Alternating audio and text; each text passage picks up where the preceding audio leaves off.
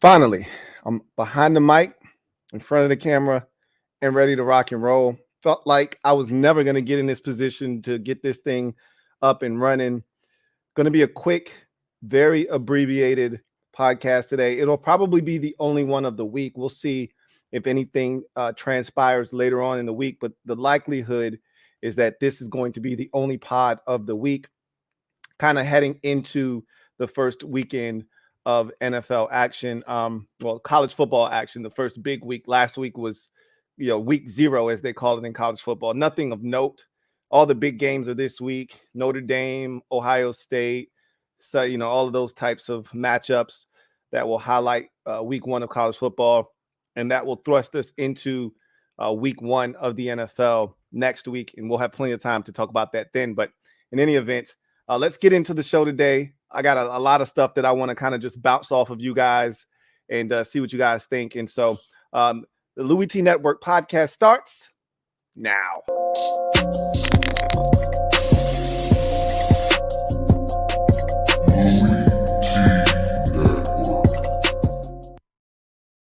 Who else could it be but me, your man, Louie T? Welcome to the 287th installment of the Louie T Network podcast. I, of course, am your set man, Louie T. Thank you for joining me. Wow. NFL rosters have been kind of set up. You still got a lot of transactions going on within these rosters. And so it's been crazy to see everything transpiring the way that it has. And teams aren't done yet. You're still seeing teams kind of going through the process of getting their hands on some players that they want off of these different rosters. With all these players being cut and having to clear waivers, teams are putting in their waiver claims. And I can tell you, man, it has been just a whirlwind seeing all these players. And then to add to matters, you've seen all of these trades too, that have added into the mix. I don't know. And, I say this every year, and I always feel foolish for saying things like this because sometimes we become prisoners of the moment and everything is the latest and greatest. I've said this to you guys before, so this isn't new news, but, I always seem to find myself feeling like I've never seen this many of such and such in my life. And I don't know if I recall seeing this many trades at the end of the preseason as we go into roster building and molding mode. I don't know if I've ever seen this many trades at the end. Normally you get 1 or 2 trades. We don't want this guy, back into the roster maybe. And I think the reason that, and I feel confident in saying this, and I may not be correct here. And, I always say, I might be like, this is the most trades I've ever seen. You like, actually in 2015, Louie T, there were 12 trades at the end of the preseason going into the final 53-man roster stage. And there were only 9 this year. That may be the case, but I can tell you that, remember the offseason that we just saw transpire and how crazy it was. It was ludicrous. And we've talked about it ad nauseum. This was the year of the wide receiver. We saw a bunch of trades, quarterbacks moving into different locales, Carson Wentz to Washington, Russell Wilson to Denver, yada, yada, yada, guys just going all over the place, all these receivers getting traded and getting paid. But before all of that transpired, we talked about how many head coaches were going to be brand new, how many new GMs. And it's one thing to have 6, 7, even, upwards of 8 coaches, new coaches. I think we had like 9 this offseason, if I'm not mistaken, new head coaches. But we also had like 6 or 7 new GMs accompanying those new coaches. And so what that always means, and I always make sure to state this out clearly, is that you're going to see a lot of roster turnover because these new GMs have nothing to do with the old regime and what they brought here. So at the end of the day, the GM always wants to put his stamp on a roster. He's going to have his first draft class that's going to come in. He wants a lot of those guys to make the football team, if not all of them. You're going to have a lot of these, free agents that you may bring in. They're going to be core players that were already there when you got there that you feel like are going to help you build a winner. But there are going to be a lot of guys that the old regime believed in that spent high draft capital on some of these guys as recently as last year that are going to end up being cut. And that's exactly what we're seeing right now around the league. And that's why you're seeing a lot of trades. That's why you're seeing a lot of guys that were third-round picks in last year's draft or the year before that. It's rare to see a third-round pick get cut a year into his NFL career. That's craziness. You know, I always fuss at fans. You know, I'm the wag your finger, my finger, old man get off my lawn guy when it comes to young players, because everyone wants to see a young guy come in and shine right away. And that's just not how this thing works. It's not set up for young guys to come in here and just ball out immediately. And so there's an expectation when you sign your name on the dotted line, when you hear your name called on day one of an NFL draft, there's an expectation that comes with that. And I can't, and I won't try to, curtail that. You get drafted in the first round, you get a lucrative deal. There are expectations that come with having your name called day one of the NFL draft. No ifs, ands, or buts about it. And there is a little bit of that in day two as well, especially if you hear your name called in the second round. But after the second round, honestly, whatever you get in year one, third round, fourth round, fifth round, and so forth, to me, that's new. That's found money. That's extra added, icing on the top, essentially. Like, you can't expect third and fourth and fifth round. It'd be nice if a third round pick came in as a day two guy and helped immediately, but you can't always count on those guys to do that. But that guy should be given time to develop, to play, to learn the nuances of the NFL, to get better at his craft, maybe even develop. A lot of these guys are young. They're coming from college. They may be a little immature, and they got to learn how to be pros. And the game may move a little faster for some, and all of these different things are going on.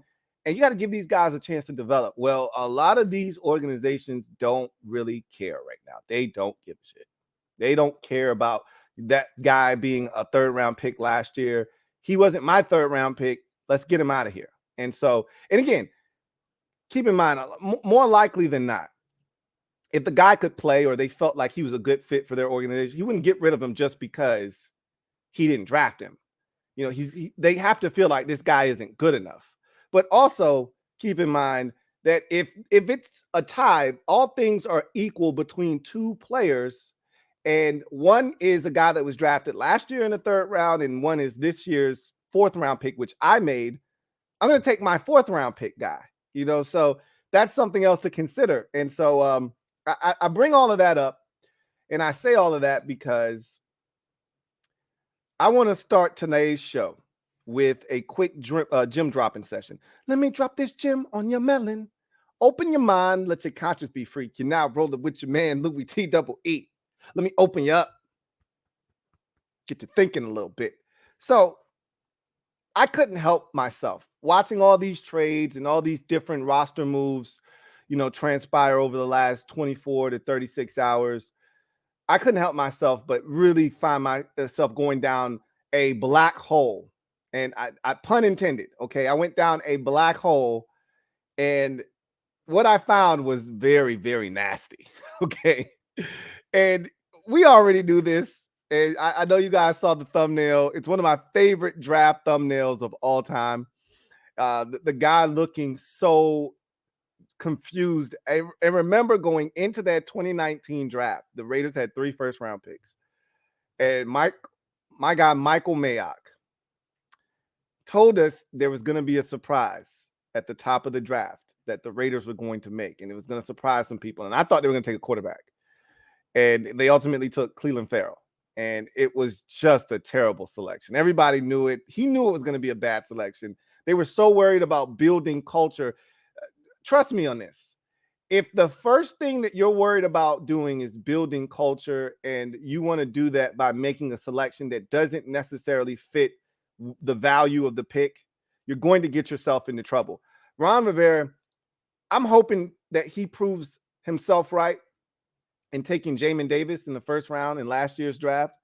But a lot of fans feel like there were other players that were more talented, that were available at that pick, and that he essentially bypassed the best player available, BPA, which is the model you should be using in the first round, for a culture building player. instead. That shit gets you in trouble every single time. And the Raiders, instead of getting maximum value at like number 4, wherever the hell Cleveland Farrell was taken, they decided we're going to get a culture building player, a guy that's a national champion from Clemson, a leader on the field, and he stunk on the field. And so the Raiders' first round history from 2019 to 2021, which is all Gruden / Mayock, that's a how-to manual on what not to do as a GM making first round selections. From 2019 to 2021, John Gruden and Michael Mayock, and a lot of people are saying that, Michael Mayock was kind of swept up in this, but this is really more of John Gruden's doing. I'm not absolving Michael Mayock from wrongdoing here. As a GM, your name is on this. You have got to step up and say, hey, we can't afford to take this guy. Now, obviously, Gruden had the last say, and whatever he said goes. He was the man in charge. But Michael Mayock, I thought he co-signed. And some of these picks, they reeked of Michael Mayock picks. If you think about his time at NFL Network and how he would always consistently say, I would bang on the table for this guy. This guy's a tough guy. And some of those picks reeked of Michael Mayock. From 19 to 21, the Raiders had 6 first-round selections. We're going to go through those 6 selections. And hell, you could even go to their second-round selections of that same time period, and it's not much better. Hell, their second, their third. I mean, these are some terrible drafts. All right, we'll go through each one of these drafts real quick. 2019. The Raiders selected Cleveland Farrell in the first round, Josh Jacobs, running back, in the first round, Jonathan Abram in the first round, Trayvon Mullen in the second round, Max Crosby in the fourth, Isaiah Johnson, corner, in the fourth, Foster Moreau in the fourth at the tight end position, Hunter Renfrow in the fifth, and Quentin Bell. This is probably their most successful draft. And the crazy part is Cleveland Farrell is no longer on the team. Josh Jacobs, they didn't pick up his 5th-year option. Neither did they pick up the 5th-year option of Jonathan Abram. So essentially what I'm telling you is this is their last year in Vegas this season. Trayvon Mullen was just traded by the Raiders to the Arizona Cardinals just yesterday. So he's not on the roster. That's a second-round pick from 2019. Max Crosby, beast, got an extension. He's still there. Foster Moreau, also a really good football player. This is his last year on his rookie deal. He's probably going to be gone, and he's going to get, I think, solid money to go somewhere else and start it as a tight end. I really like Foster Moreau. And Hunter Renfrow, a beast of a receiver. He just got some bread this offseason. He kind of got lost in the offseason of the wide receiver, but Hunter Renfrow signed like a 2-year, $32 million extension. So Max Crosby, Hunter Renfrow, and Foster Moreau out of this draft are probably your hits. And Josh Jacobs hasn't been bad. They just don't want him back for whatever reason. We get it. Running backs come a dime a dozen. You find another guy. You don't have to pay a guy big money. I get all of that as well. 2020. First round pick, Henry Ruggs III. We know his situation. Vehicular manslaughter, killed someone. His career is done. Damon Arnett was on socials brandishing a weapon, gang activity. We don't know all the details. At least I don't. Maybe you do. But he got caught up being a knucklehead. They got rid of him. All right. Lynn Bowden Jr. He didn't even make it to camp with the Raiders, I don't think. And if he did, it was like the first week of camp, and they traded his ass to the Dolphins. Like, they found out immediately, oh, we made a mistake. I could have told you were making a mistake when you drafted him in the 3rd round during the process. Like, what are you doing? So he's no longer in their team. They traded Brian Edwards last year this offseason, to the Falcons. So 2 3rd-round picks gone just like that. One stayed like literally maybe a month, and the other stayed a year, and now both are gone. Tanner Muse, which was one of the worst 3rd-round picks in recent memory. I remember when this pick was made, and I was like, what the hell is Michael Mayock doing with his picks? Tanner Muse is a stiff, straight line athlete. He ran like a 4.41 or something, and Mike Mayock fell in love with him. He couldn't move laterally. Like, we watched him in the national championship game against Alabama get cooked. What are you doing, dude? This guy was a bum from the minute they drafted him. And I don't know if he even made their roster the first year they drafted him. He might have made it, but it was out of just, we drafted him in the 3rd round. We don't want to look bad. Too late.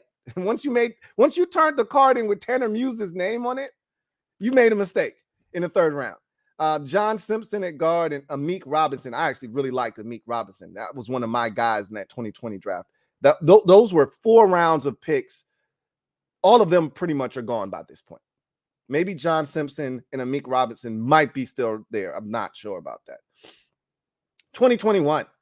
All right. So this is last year's draft, guys. Okay. This is last year's draft. Alex Leatherwood, who we all said at the moment of the pick, what are you doing, Michael Mayock, John Gruden? For the love of God, what are you doing? What are you doing? What the hell is going on out there? We knew this was a disaster of a pick. Like, there's reaching, and then there's, hey, we got to get ours before there are none left. And that's kind of what this felt like. This didn't just feel like a reach. This felt like we better get ours before there's none left. That's a recipe for disaster. So the tackle position started to go. The Raiders felt like they needed one. I felt like there were other options available, but Alex Leatherwood wasn't on the short list of guys that you could have taken here. You know, I think it was at like pick 21 or something like that. Whatever it was. It was a crazy pick, 19, wherever they were, 18. This is a dumb pick.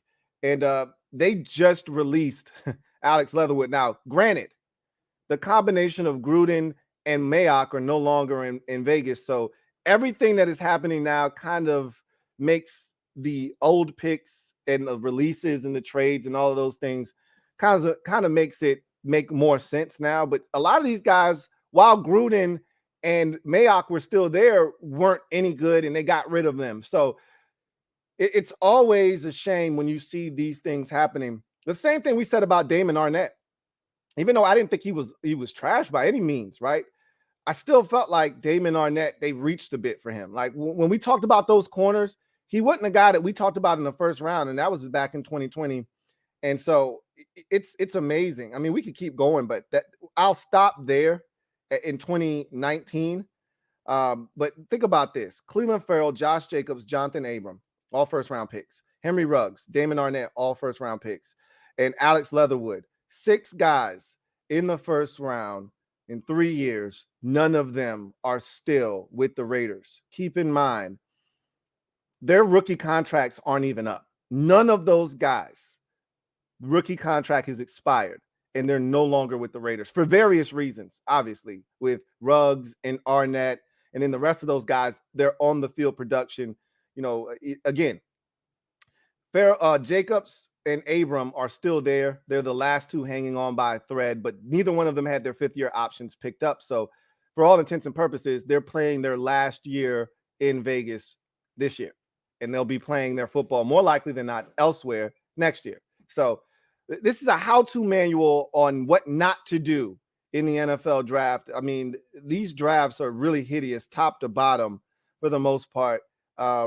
Again, there were a couple of gems in here. Max Crosby in the 4th round, Hunter Renfrow in the 5th round. I like Foster Moreau. We'll see if he ends up doing anything behind their stud tight end, Darren Waller, this year. But it's not a good look for the Raiders. And we'll see. Again, when you get a new regime in there, these are the things that happen. But before that new regime came to town, they were already hemorrhaging blood with these picks. And so, again, never, ever do what the Raiders did in the draft the previous 3 years, 19 through 21, with their draft picks. That is absolutely hideous. So now we transition to social media maneuvers. And we're going to keep this same theme going because a lot of guys have changed teams. A lot of players are available via the waiver wire. You're seeing teams put in claims. There are trades that have been made. So we'll talk about some of those that have taken place. But before we do that, I see some comments. I want to knock some of these out. If you're out there, you know how this works. Use the hashtag LouieTLive to have your comment read on the air. If you want to jump to the front of the line, super chats are the way to do that. And so I'm going to grab my mobile device so we can have a discussion about some of these moves that have been made. And kind of discuss some of these trades that have happened and all of the movement that we've seen from a lot of these teams, including the Jets having seven guys put in players that they released, teams around the league put in waiver claims for. 11 overall over the stretch of this offseason, but 7 over the last 24 hours or so, which says a lot about the Jets scouting department and the players and the caliber of players that they have on their roster and what they've cut. So, and I thought the Jets had one of the better drafts this past year. So, speaks to how many guys the league has spoken on, essentially on what the Jets had in camp. And the rest of the league feels like the Jets had a really talented group of players before they had to go ahead and start chopping it down a bit. Says, so let's get into the comment section real quick. I got a super chat here from G Style, so I'm gonna knock that one out first, and then we'll get into some of the comments here. G Style, thank you for the super chat. Greatly appreciate you. Thank you for being a member of the MOBB. My guy G Style writes, "What do you think about these corners we got today, Lou?" I'm going to talk about that tonight on the show. Remember, we're going to be live for the command post at about 10. I think we're going to push it back a little bit. This has been a hectic day for the kid, so I think we'll push it back to 10 p tonight. But we've got a ton to talk about, including the corners that we added. We released 2 linebackers. We placed Curtis Hodges on IR. So we still have 1 roster spot still available. I think they just added Jon Bostic, if I'm not mistaken. I checked my phone, and I thought that's what I saw, but I have to confirm it. I haven't confirmed it yet, but he got released by New Orleans. He was sitting out there, and we cut 2 linebackers. We have 1 roster spot available, and I'm like, don't do it, Ron. Don't do it. But I knew they would go out. And if they got, so once I saw that they released David Mayo, I said they're going to go after a guy like Jon Bostic or AJ Klein or someone like that that's been in the system, that they trust, that can back up, the backers that they already have. So the corners, I want to talk about them tonight. I'm very familiar with one. I've done a little bit of homework on the other. So I'm very familiar with Tariq Castro-Fields from Penn State. Did a lot of work on him during the process. He was in last year's draft, was a 6th-round pick of the 49ers. So I'm very familiar with Tariq Fields Castro. But I am not familiar with a Wild Goose. So I've just started to do my homework. Was a high school safety, converted to a corner in college, can play inside and outside, was primarily an outside corner, but also can play inside. And so I think they view that, and Ron even said it himself, the versatility to be able to play inside and outside, because they don't currently have a backup to Benjamin St. Juste in the slot. Like Danny Johnson was the only guy that could play the slot, other than, of course, Kendall Fuller, but they like Kendall Fuller outside. If need be, in an emergency, they could kick Kendall Fuller inside, and he can still give them meaningful snaps in the slot. But they wanted another guy that could come in and play the slot, and they think that Wild Goose can do that. So we'll talk about that a little bit later on tonight. See if there are any comments out here. Rich writes, I loved Castro-Fields out of the draft. I'm totally elated to have him here, but I come in this chat to find out the news that Jon Bostic is back. We can't get out of our own way, huh? I'm going to see if I can confirm that right now. I feel pretty confident that Jon Bostic is indeed back, but when they cut 2 linebackers, I knew they were going to do something at linebacker. So I only expected them to cut 1 linebacker, and they cut 2. So once they did that, I kind of felt like, okay, they're going to do something here, and it might have been bringing back old John Boom Bostic. Let's see if I can track his whereabouts down. And see. So he's expected to be re-signed as Jon Bostic. It doesn't say that he's signed back quite yet, but I think that's going to happen. I feel 18 minutes ago, here it is. Commanders bring back veteran linebacker Jon Bostic. And there you go. So You either had your choice of a heaping glob of mayo or some boombastic. You choose which one you want. I prefer the boombastic personally myself. I'll take Bostic over David Mayo, even though I actually like David Mayo as a run defender. God, he can't run. At least Bostic can run. He's not good in coverage. He's not great against the run, but at least he can run. He's not slow. David Mayo was slow, and I have a problem with that. So it doesn't make me feel any better. It's a terrible move, right? But again, what do you think is going to happen this time of the year? You're not getting anything worth having. Like the corners that we got our hands on, you might be excited about Justin Castro Fields. I'm not excited about that because, or Tariq Castro Fields. I'm not excited about that because we got him literally a week before the season starts. Like if we would have gotten our hands on him 2 months ago, I'd be really excited about that.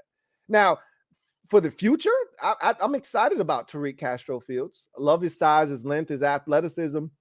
Wasn't the biggest fan of his in his tape, but I like, the upside there, right? If they can tap into what he brings to the table, there could be something here. But you're asking this guy to pick up the system. You're asking this guy, you may be thrusting him into the lineup at some point here very shortly. Like, I'm not comfortable with that. That's why I said I thought they would go get a veteran. But again, we'll talk about that a little bit later on. But look, the hope is that John Bostic never sees the field. So I'm not getting bent out of shape about this. We only play 2 linebackers, really. And those 2 guys are Cole Holcomb and Jamin Davis. And if they stay healthy, then he shouldn't see the field. Now, we know how it goes with Bostic. Somehow, some way, he always finds his damn way onto the field. So we'll see what happens. But anyway, I digress. Gregory Lightbody. He said, what from last season made Ron think it was a good idea to bring back Bostic? I mean, again, it's all about a level of comfort. He's comfortable with John Bostic, right? The special teams aspect, better athlete than David Mayo. And so they felt like they needed to upgrade that position. Like I told you, DeJohn Harris would be one of the first people to go. Well, not only did he have to go, they also had to move on from David Mayo. And don't think that you've, totally absolved yourself from David Mayo. Don't be shocked to find out that they may bring him back, onto the practice squad. If they have to choose between one or the other, it'll probably be DeJohn Harris that they bring back onto the practice squad. He's younger, more athletic, but David Mayo is just a phone call away. No one else is going to pick up David Mayo more likely than not, right? He should be sitting at home come week 6, should something happen to John Bostic, and they'll just pick up the phone, call up David Mayo, and he'll be back in Washington. So it's going to be a revolving door of veteran linebackers that you're not fond of. Deal with it, okay?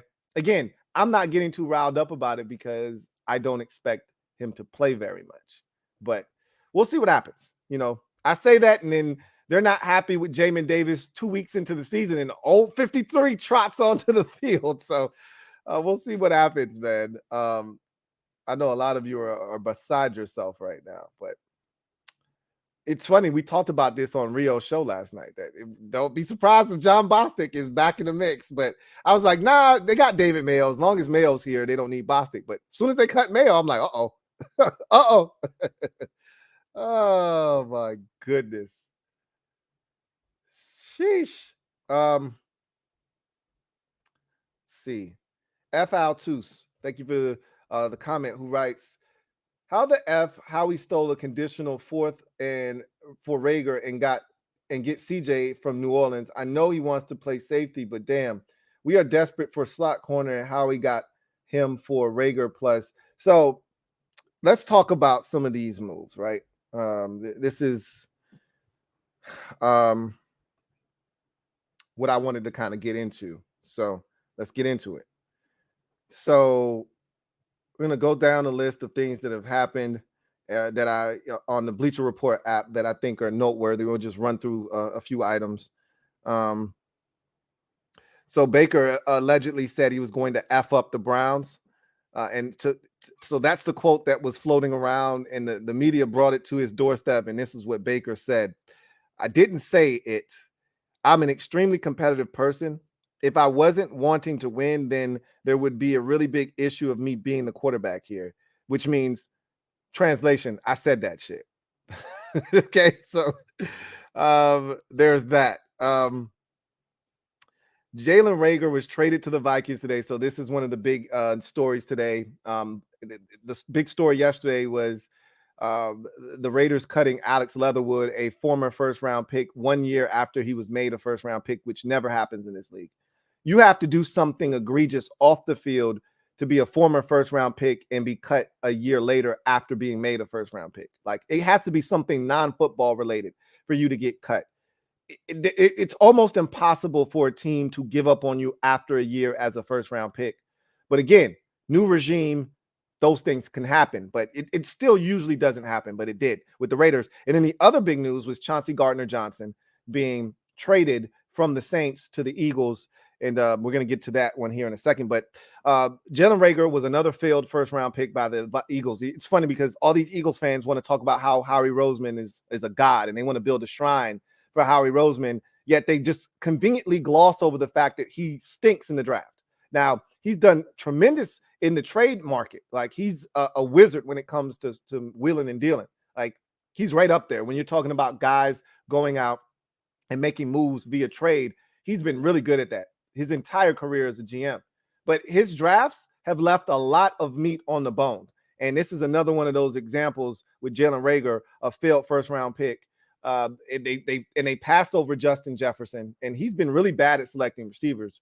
Remember, they took J.J. Arcega-Whiteside before all of those guys in 2019, Terry McLaurin, A.J. Brown, D.K. Metcalf, all of those receivers, Deebo Samuel, all those guys, they passed on all those players to take J.J. Arcega-Whiteside. So they've had a history of effing up at the receiver position. So the Eagles get a 2023 seventh round pick, and a conditional 2024 fifth rounder for Jalen Reagor. So essentially, they get a seventh and a fifth.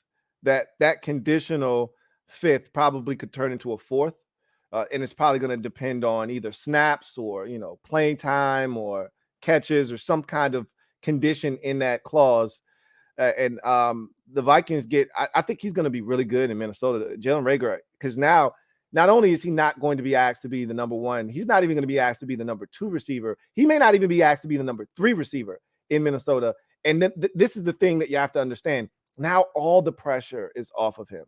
When you're a failed first-round pick somewhere, there is enormous amounts of pressure on you each and every single time you step on the field. Now he can just blend in Minnesota. They're not looking at him and thinking anything of him. They didn't draft him. They didn't spend a first-round pick on him. So all that pressure has now been, he's been relieved of all of that pressure. Okay. And now he can just go out and play football.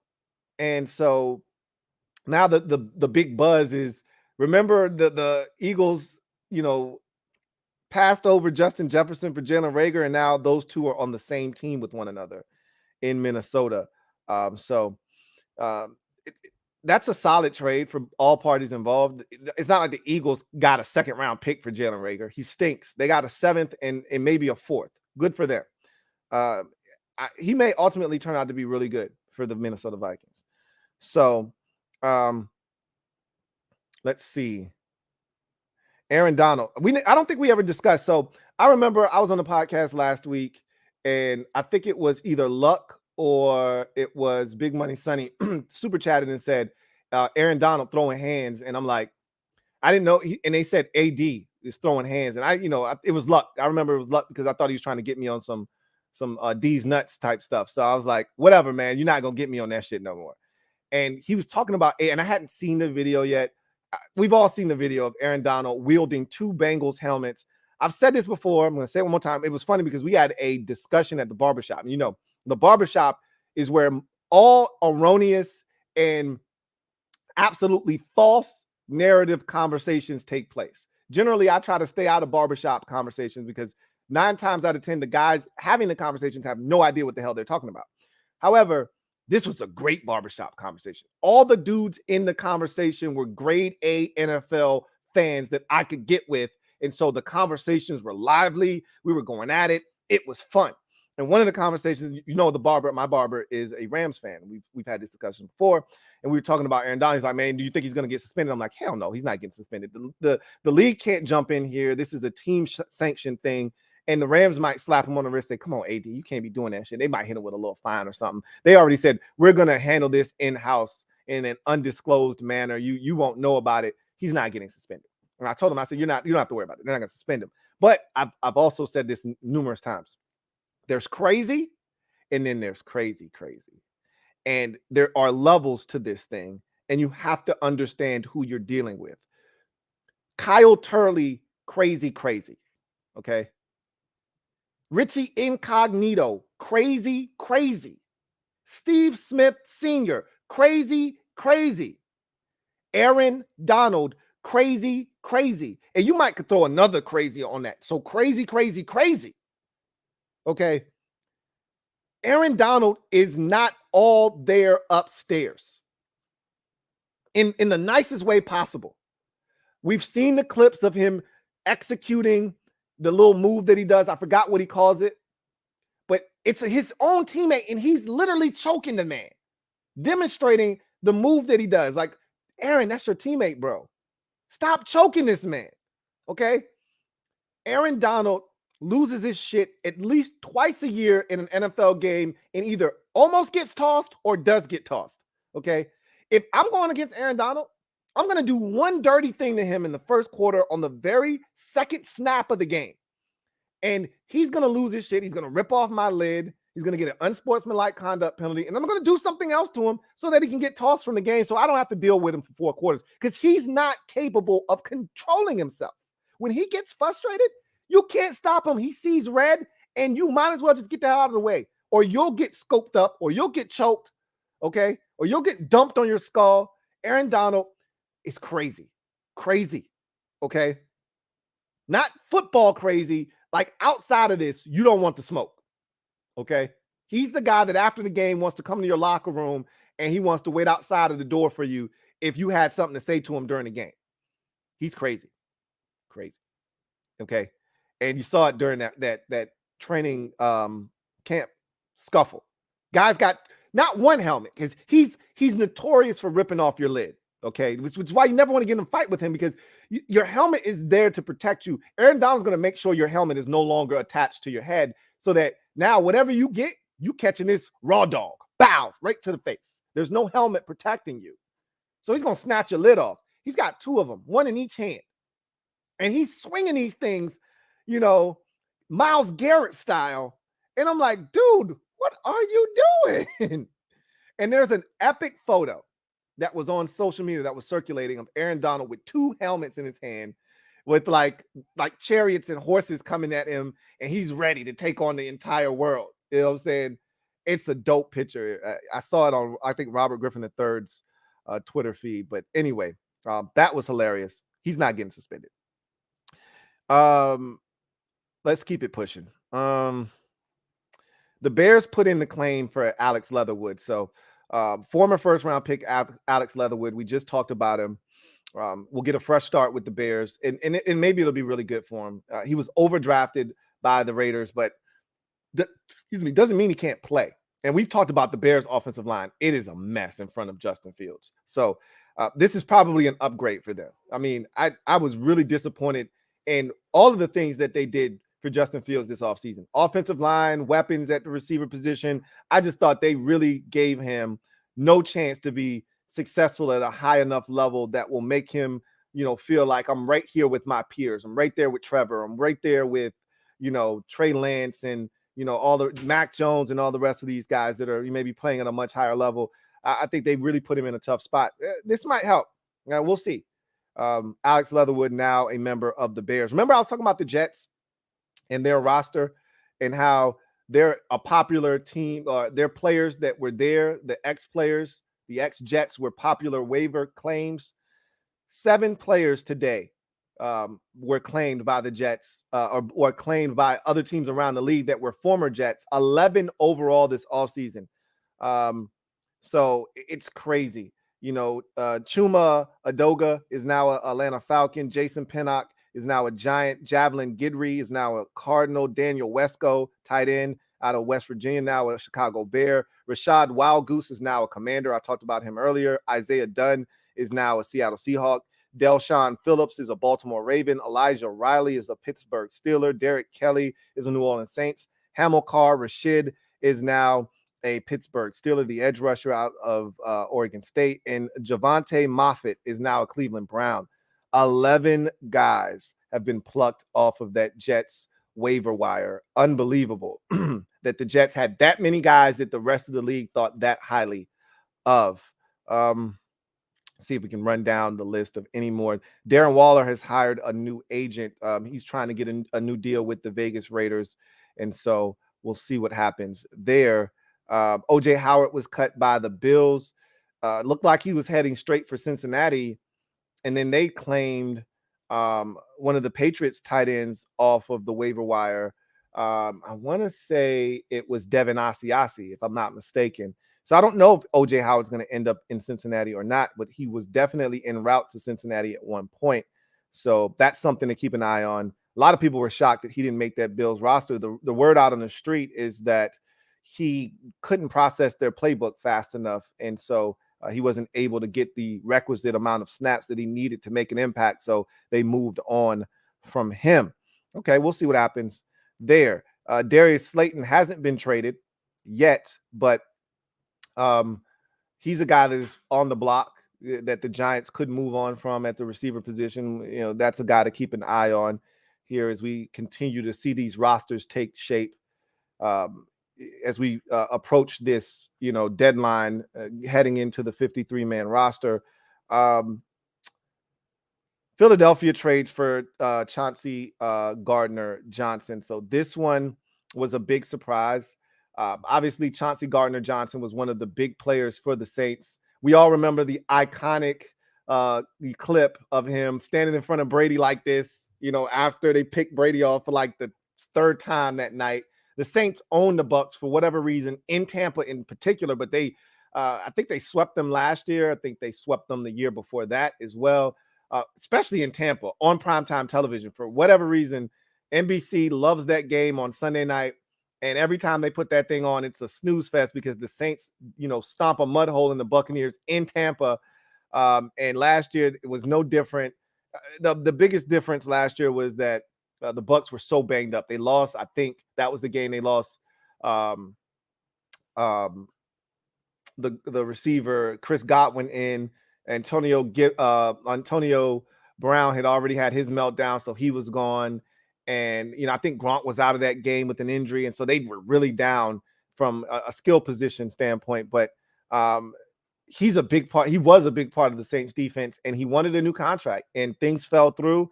And they didn't think they would be able to get a deal done with him. So what did they do? They shipped him off to Philadelphia. And so people want to ask, well, damn, how did the Eagles get this deal done? So the Eagles shipped off a 7th-round pick in 2025. Or excuse me, they got a 7th-round pick in 2025, along with Chauncey Gardner-Johnson. And from the Eagles, the Saints received a 5th-round pick in 2023. And the later of the 2 6th-round picks that the Eagles have in 2024. So it really felt like they got him for a half-eaten, bag of Doritos. And already know the bag of Doritos is already half air. So if it's half air and then it's half eaten after that, shit, you only got a few chips in the bag. That's what it feels like the Eagles just did. They stole. That's what it felt like. They have to pay him, though. Like, the assumption is, now, again, a lot of the moves the Eagles have made are like them pushing their chips to the center of the table for this year. Like a lot of 1-year deals. Fletcher Cox is on a 1-year deal. Their big defensive tackle, Javon Hargraves, is on last year of his deal. I don't think they've done anything there. Obviously, they signed James Bradbury. That's a 1-year deal. And they're acquiring Chauncey Gardner-Johnson. Now, he could always sign an extension in the offseason, and the Eagles have a right to not give him any money right now and then see if they can get something done. But a lot of times when a guy is frustrated, like A.J. Brown was, when the Eagles pounced on that situation, it's because he wanted to be paid. You have to pay him.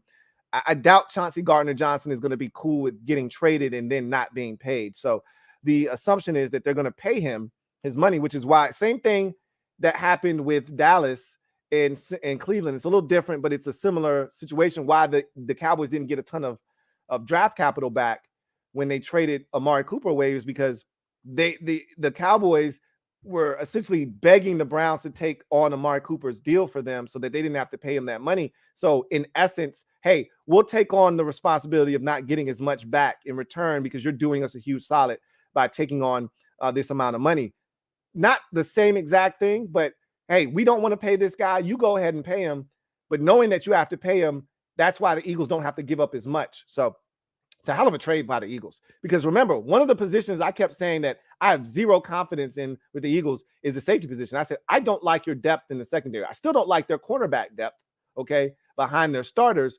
And I didn't love their safety depth. You know, they had Kavon Wallace and, you know, a couple of guys like that. I think they still had the guy from Minnesota, the safety. I wasn't in love with their depth at safety. Now, this fortifies their secondary. When their starters are on the field and they're healthy, this is a dangerous group. But you could say that top to bottom about the Eagles roster. Again, if Jalen Hurts is good, the Eagles are going to be problematic. And this kind of puts an exclamation point on that with Chauncey Gardner-Johnson being traded to the Eagles. And he's a young safety going into the prime of his career. If they can lock him up, that's a big get for the Philadelphia Eagles. Let's see. Talked about Trayvon Mullen, the second-round pick from the 2019 draft for the Vegas Raiders, being traded to the Arizona Cardinals for a seventh-round conditional pick. So that happened. And you know, I don't like to stir the pot, but if I'm Washington, and I know Trayvon Mullen hasn't been great in the league, and you don't have to give up anything to get Tariq Castro Fields. Like, he's free. You just put in a waiver claim. I would have probably rather them gone out and gotten Trayvon Mullen, a guy that's played in this league, all right, has a little bit of chops now again. That's a 2019 second-round pick. So if you trade for him, he's going into the last year of his deal. So you're essentially getting a one-year rental, which is why the Cardinals only have to give up a seventh-round pick for him. But, I mean, he comes in and can help you right away. He's got experience in the league. I would have much rather seen them do something like that. But, I mean, I'm not tripping over what they've done. So, anyway, the Patriots are another team that just terrible success in the draft, right? They just – Bill Belichick's best hits are guys that have been cast-offs elsewhere, like Kyle Van Noy. Like that's what – he does really well, is find a guy that another team spent a second-round pick on that they're disappointed in, and Bill will pull him aside and say, hey, you can play. Come over here, shine him up, make him real nice. The Patriots have had 13 first, second, and third-round picks between 2018 and 2020. Right now, it looks like they went 2 for 13. Okay, this is from Bill Barnwell on Twitter. Let's go through these picks real quick. First round pick in 2018, Isaiah Wynn. Serious injury issues. He's now on the trade block. I talked about him last week being a guy that you may be able to trade for. Sony Michel was a first round pick. Remember, that was coming off of that Georgia, conglomerate of backs that they had, Nick Chubb, Sony Michel, Todd Gurley was there at one point with those guys. Repeatedly dealt with injuries, lost his college burst, traded for a 5th and 6th round pick. Duke Dawson, I never liked this pick when they selected him out of North Carolina. He was a second-round pick in 2018. Never played a game for the team, traded for a 7th-round pick, with the 7th-round pick for a 6th-round pick. So they admitted quickly, we messed up there, and I could have told you that when you drafted him. N'Keal Harry, I was wrong about him. Flat out wrong about N'Keal Harry. Thought he was going to be a good receiver in this league. And I thought, man, with Brady, he could be dangerous. He stunk for them. And, injuries and then just not being consistent, they ended up trading him for a 7th-round pick this offseason to the Bears, and then where he immediately went to Chicago and got injured. In that same 2019 draft in the 2nd round, Jawan Williams started 1 game in 3 years, and he's now on season-ending IR. 2019 edge rusher Chase Winovich, I actually thought there were flashes of him being good in New England. 1 year with more than 30% of defensive snaps, traded for linebacker Mack Wilson with the Browns this offseason. A running back, Damian Harris, is a 3rd-round pick in 2019, emerged as a solid starting running back. So that's one of their hits, okay? 3rd-round tackle, Yadni Kajust, played 7 games in 3 years. That's another miss. 2020 2nd-round safety, Kyle Duggar, versatile, talented safety. That's the 2nd of the 2 hits out of 13. So the rest of these are misses. 2020 second round pick Josh Uche, 31% of snaps last year, 30% of defensive snaps over the first 2 seasons combined. Third round pick in 2020 linebacker Anthony Jennings out of Alabama. Be wary of Alabama linebackers, okay? Be wary of Alabama linebackers. The hit rate on these guys very, very low. They're playing with a ton of talent around them. Always be careful and mindful that these Alabama linebackers aren't as good as advertised. Played 33% of defensive snaps as a rookie before being placed on IR in year number 2. I was a big Devin Asiasi fan coming out of UCLA in 2020. 2 catches in 2 seasons before being cut this year. I just told you he was claimed by the Cleveland or Cincinnati Bengals, but I don't know why he didn't work. He just seemed like a guy that could work in this league, but he never did. Dalton Keene was another guy that I thought would work in New England. Another third-round pick. Remember, they were so depleted at the tight end position, so they went and I think they drafted like 3 tight ends that year. Dalton Keene was another one out of Virginia Tech. 3 catches in 2 seasons before being cut. So the Patriots stink in the draft. This goes all the way back to the first 3 out of 4 Super Bowls that they won when they were drafting guys like Chad Jackson, in the first or second round at the receiver position. They've been awful. They just drafted a kid out of Baylor. I think he's going to end up being a bust in the second round. I'm like, what are you doing? And he had a touchdown catch in the preseason, and now he's hurt. He's going to miss the first 6 to 8 weeks of the season.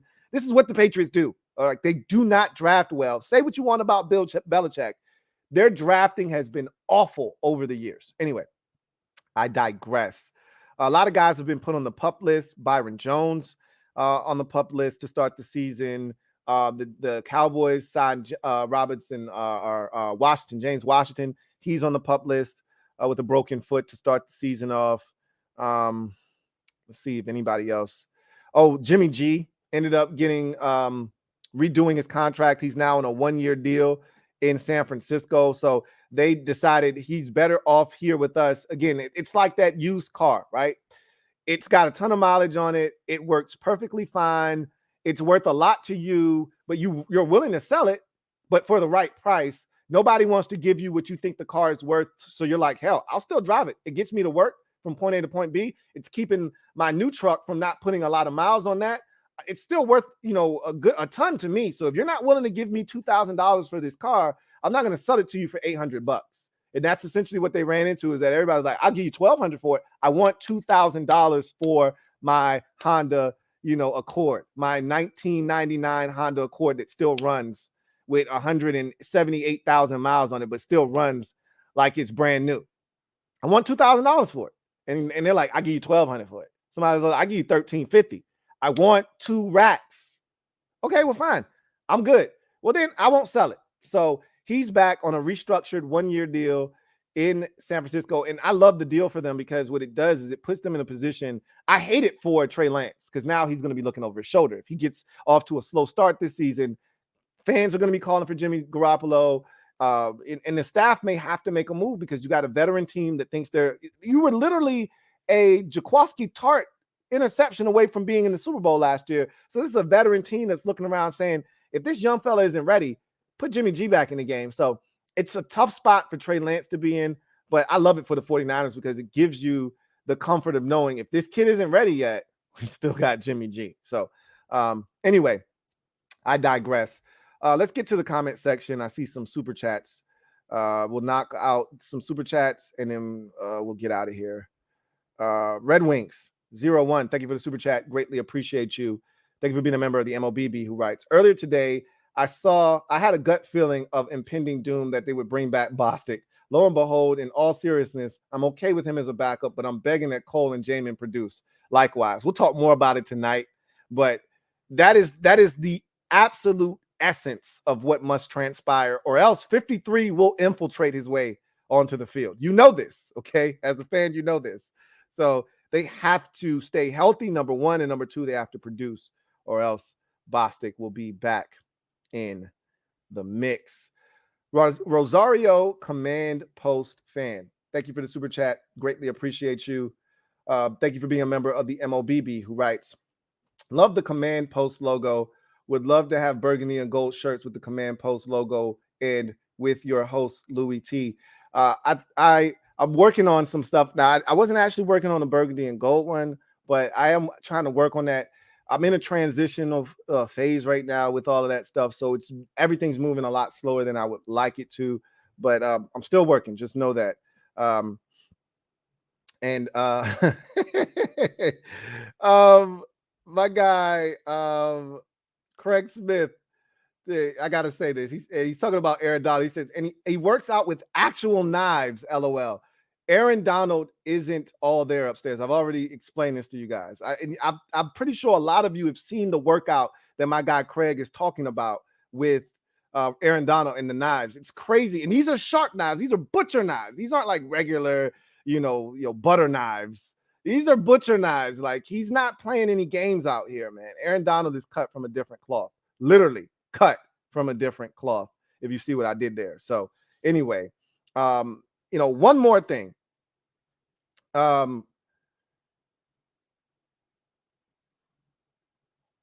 Lamar Jackson and the Ravens, they're in a weird spot. I think we're going to talk about that next week when I have more time. But they're in a weird spot. And I kind of saw this coming, and we talked about this, and I said, this is something to watch because Lamar doesn't have an agent, and he's looking for something specific. And I don't know if the Ravens are in a position to give him that. I don't know if they're in a position to give it to him. He's looking for essentially a fully guaranteed deal, and I don't think the Ravens are in a position to give him that. Wow. That's something that we will put a pin in, and we will come back to next week. Anyway, let's go ahead and close out this show. And I'm going to just tell you this. I haven't watched a second of Hard Knocks, but I'm going to. Me and my wife are going to binge watch the entire Hard Knocks, and we will have a discussion about it next week. Apparently, by all accounts, it was a really good Hard Knocks, right? So I'm going to check it out, and I'll give you my thoughts on it. There was something else I wanted to talk about.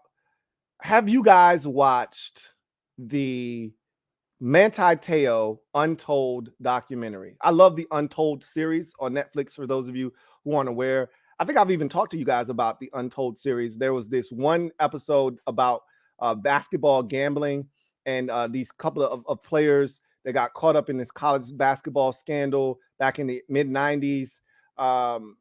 Yeah, it's a really good series, but the Manti Te'o one was off the charts. I'm a Notre Dame Fighting Irish fan, so it really resonated and hit home for me. We'll talk about that next week as well. If you haven't done so, though, this is your homework. Go and watch the Manti Te'o Untold documentary on Netflix. We all know the story, so I'm not giving you a spoiler alert. He was catfished. We all know the story, but you don't know the intricate details of how this thing went down. So do yourself a favor. Check it out. We will discuss this at great details, at great lengths next week. So that's your homework for the weekend. Consume college football. Ohio State, Notre Dame. I'm a Notre Dame Fighting Irish fan. We're going to get our asses reamed, okay? We're going to get destroyed in that game.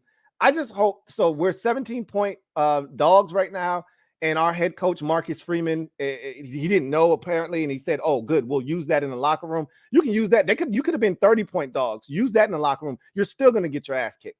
At the end of the day, all I'm asking them to do is not embarrass me, but they're going to embarrass me. This is why Notre Dame can never win a national championship, because we don't have the same caliber athletes as Ohio State. And it'll be abundantly clear when you see our quarterback. We're going to start Tyler Buckner.